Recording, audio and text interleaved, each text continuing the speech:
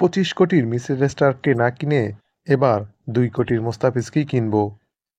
মোস্তাফিজকে নিয়ে এবার বড় ধরনের সুখবর দিলেন কলকাতা নাইট রাইডার্সের মেন্টর গৌতম গম্ভীর। তিনি এ ব্যাপারে শাহরুখ খানের সাথেও কথা বলেছেন। ভারতীয় ক্রিকেট বিষয়ক ওয়েবসাইট ক্রিকটেকারের এক প্রতিবেদনে ও উপস্থাপকের এক প্রশ্নের জবাবে তিনি বলেন, 25 কোটির মিচেল স্টার্ক উপমহাদেশীয় ক্রিকেটার নয়। এছাড়া মোস্তাফিজুর রহমান উপমহাদেশীয় ক্রিকেটার বলে বেশি ফায়দা লুটতে পারবে এই কন্ডিশনে। বিশেষ করে 2025 সালের আইপিএলে চেন্নাই সুপার কিংসের মাঠে আমাদের বেশ কয়েকটি খেলা আছে, যেখানে মোস্তাফিজ খুব কার্যকর, যা আমরা 2024 সালের আইপিএলে দেখতে পেয়েছি। ওই অনুষ্ঠানে তিনি আরও বলেন, মিচেল স্টার্ককে আমরা ধরে রাখতে চাচ্ছি না। সেক্ষেত্রে বাঁহাতি একজন ফাস্ট মিডিয়াম বোলার প্রয়োজন। মোস্তাফিজুর রহমান হবেন একজন আদর্শ বোলার আমাদের দলের জন্য। তাছাড়া মোস্তাফিজকে চেন্নাই সুপার কিংস রিটেন করবে না বলেও আমরা জানতে পেরেছি।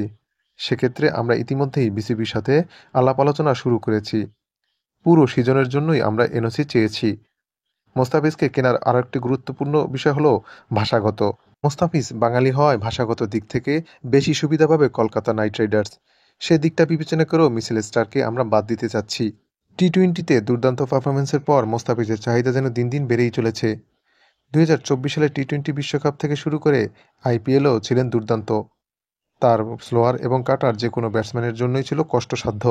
তাই তো মিচেল স্টার্কের পরিবর্তে কলকাতা নাইট রাইডার্স মোস্তাফিজকে কেনার জন্য বড় ধরনের সিদ্ধান্ত নিয়েছেন। এখন দেখার বিষয় হচ্ছে 2025 সালের আইপিএল অকশনে মোস্তাফিজকে কত দামে কলকাতা নাইট রাইডার্স কিনে।